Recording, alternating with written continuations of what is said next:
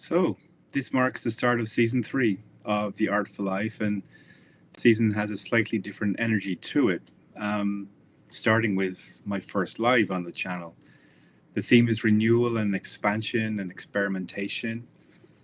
After the more introspective and crafted episodes of last season, this one's about loosening up a bit, trusting my own compass again, trying new forms, and letting the process be a little bit more alive and unpredictable, because that's basically how things have become.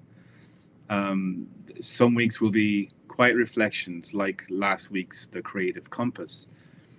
Others will be more outward focused, little field notes from my trip to Ireland, Portugal, city walks with my camera, trips to the mountain for sure, and even a few of these live sessions as well. I already like it.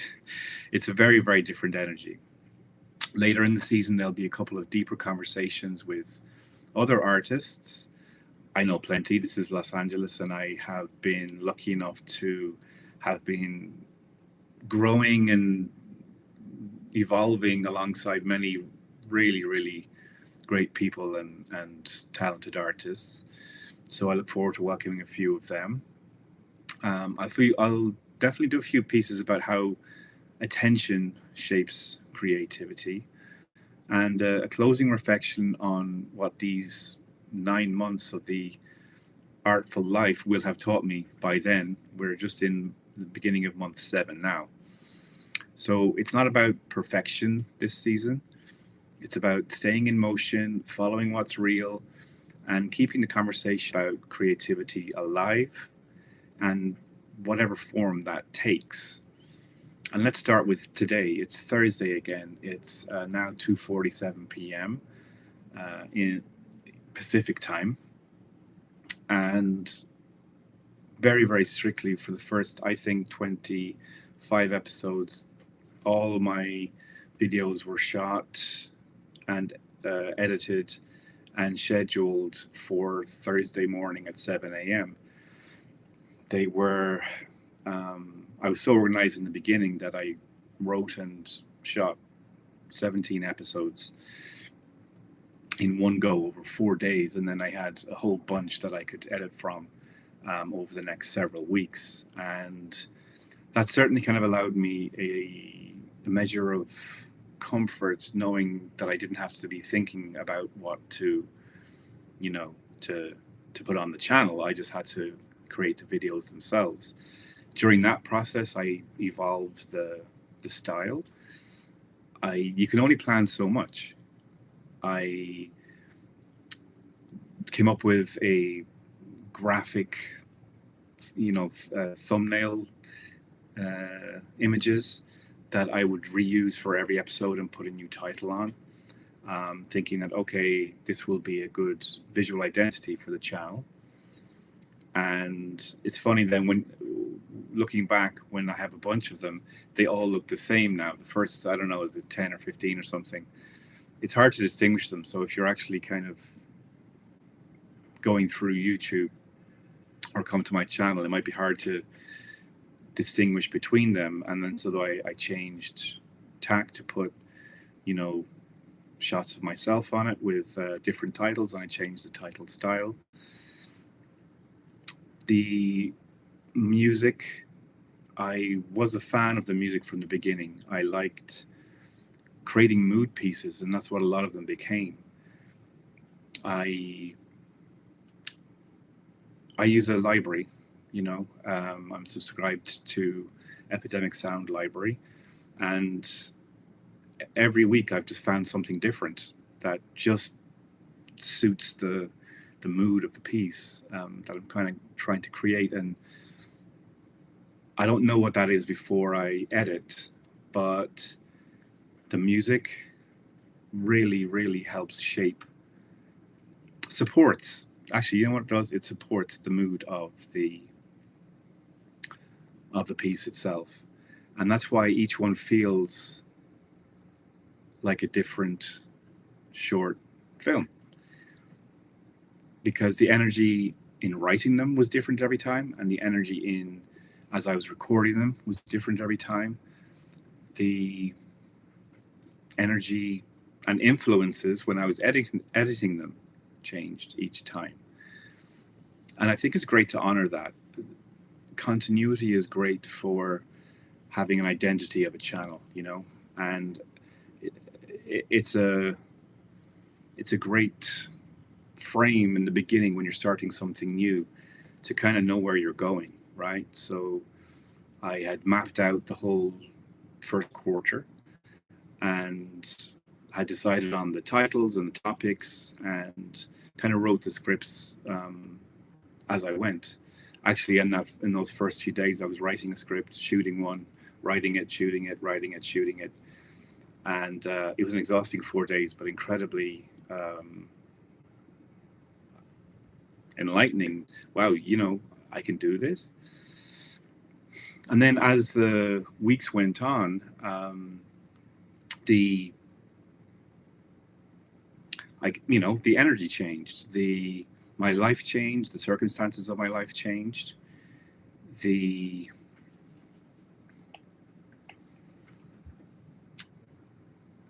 availability of my time changed, and it was stressful for a while to keep what I had established going. And that as someone who likes to kind of know ahead of time what's happening, that stressed me. There was definitely comfort in having everything scheduled beforehand, and that touches on something that I'm sure so many artists will have experienced in their own creative life. These few months have been like a microcosm of my entire artful life, where we're looking for some guidance to get us through the piece. And here's the thing. It's like we can plan all we want and we can map things out. We can outline our projects. But until we do them, we don't really know where they're going. And it is always a balance between honoring using the power of an outline and a plan to help guide you, and then honoring what happens in the moment. There is no right answer. There sometimes feels like what feels like a right answer. What's right is another question. And I think the Creative Compass was talking about that. We can sometimes look to the outside for guidance on what is right, what is the right way to go with a particular creative project or with our overall, creative seasons or creative lives. And while it is helpful to read how others have done things, ultimately it comes down to why you do things and how you do things. And that's one of the great challenges of our creative lives, is to understand how we work. And that takes so much experimentation. It's one of those things that can feel infuriating because it never feels like it's fixed, and as soon as it does feel like it's fixed, it just changes again, or our circumstances change. There's nothing that ever really stays the same. I was so adamant that because I had started out so well and so prepared for my first 2 quarters really of the Artful Life, that every Thursday morning there would be a video. And in the last few weeks, it just hasn't happened. I have got one out technically every week, but sometimes it's been a few hours a day. I think even 3 or 4 days. We'll call it later than scheduled. But then I'm kind of caught up the next week. I also chose to just tone down the production side of the videos.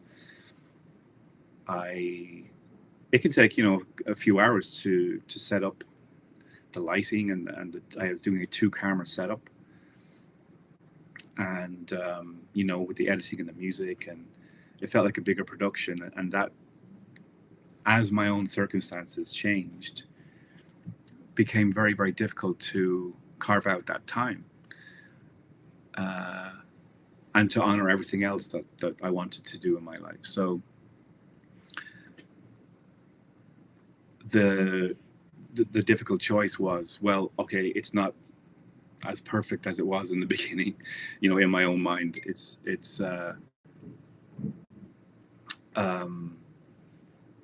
Excuse the bing. It was perfect in my mind in that it was prepared and scheduled, and every morning, every week it was going out, and so much satisfaction in that as a former film and TV editor. And I trained as an assistant, kind of order, and order helps with chaos, or order kind of helps find a way through the chaos. And when that began to slip, I didn't feel right. I felt like I was letting myself down. I was letting my dedicated but small subscriber group down. And I felt like, oh no, I'm just going to be like everyone else who starts a channel. It's like loads of enthusiasm for the first, few weeks. And then it's like, oh, actually, this is hard work, right? And then it just drops off.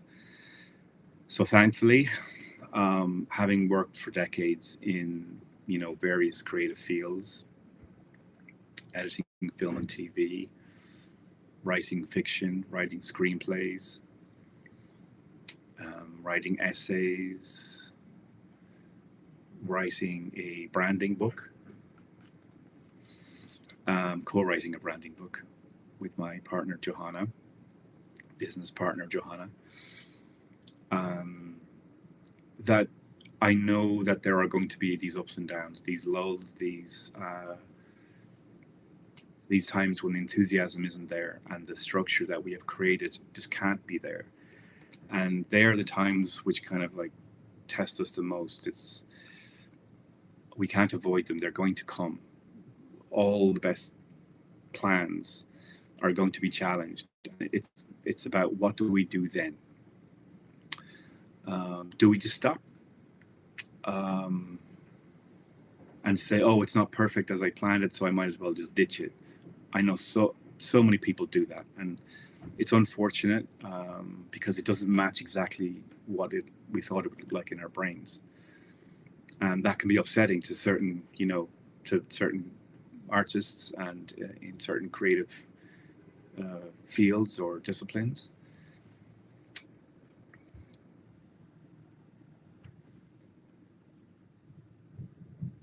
And the progress through that is just accepting that, hey, okay, I've just got to accept that doesn't feel good for a while. That, oh God, yeah, my schedule's messed up. I'm not putting them out on time anymore. They're not as polished looking as they used to be. But I'm going to do them anyway, right? And as a former perfectionist, it'll always be there to some extent. The perfectionism, I mean, that helps. Perfectionism, as much bad press as it has gotten, there's a certain amount of it required to push through very, very challenging projects. You might never achieve it, but the effort towards it is what carries you through a project. And but it's about accepting that the perfection won't be reached, but without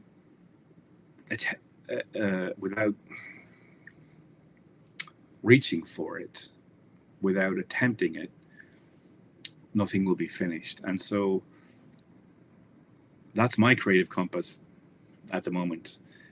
A screenplay that I wrote a few years ago, someone has asked to read it, and that has become my main focus now. And until I send that off, and this channel has helped renew that fire in me. I had been writing screenplays nonstop for 7 or 8 years, and two or 3 years ago, I kind of just ran out of steam on that, and I said, I just need to go in a different creative direction, and I did, and I explored several different areas, and it's like now when someone comes back to me and asks to read something, I came back to, I first of all had to choose which screenplay to work on and to look at with 2 or 3 years distance, and decide, oh wow, how do I feel about it now? What can I improve? What would I like to stay the same? What still feels true? And all the explorations I've been doing on this channel have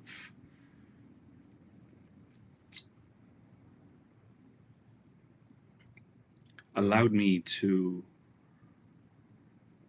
I think, live with the uncertainty a little bit better.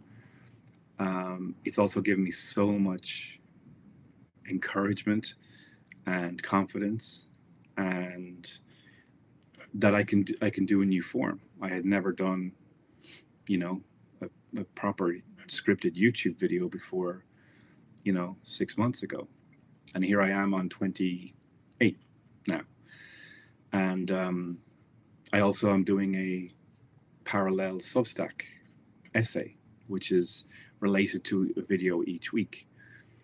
And they're new things, and the trying of the new things, it's a very, very slow process to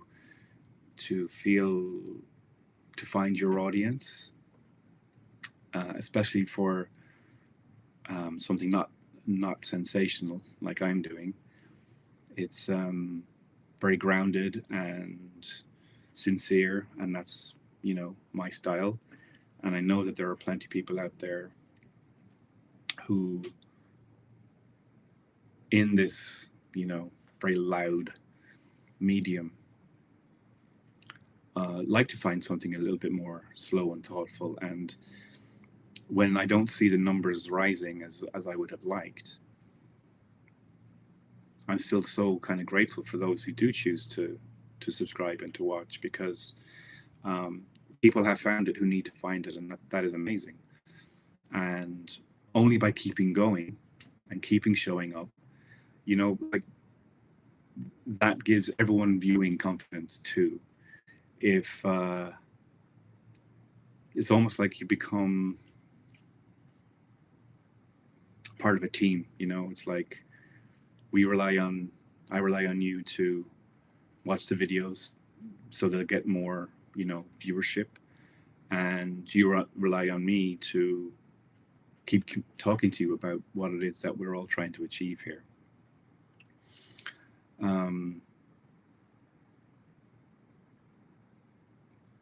So I think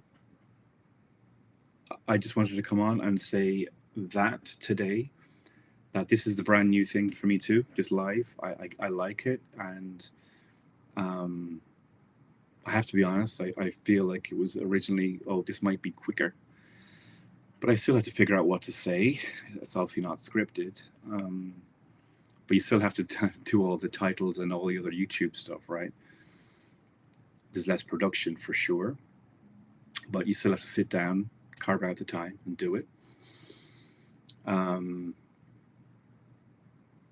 So please join me on season 3 as I continue the exploration in all forms.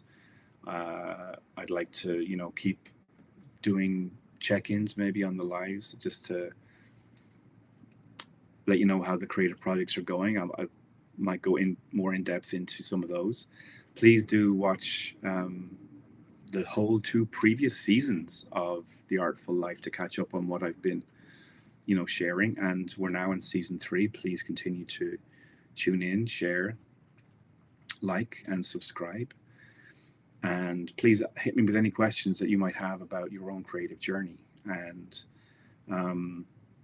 the through line question for this season 3 is, how do you stay open to change while still honoring your creative core? Thank you for watching. We'll see you next time.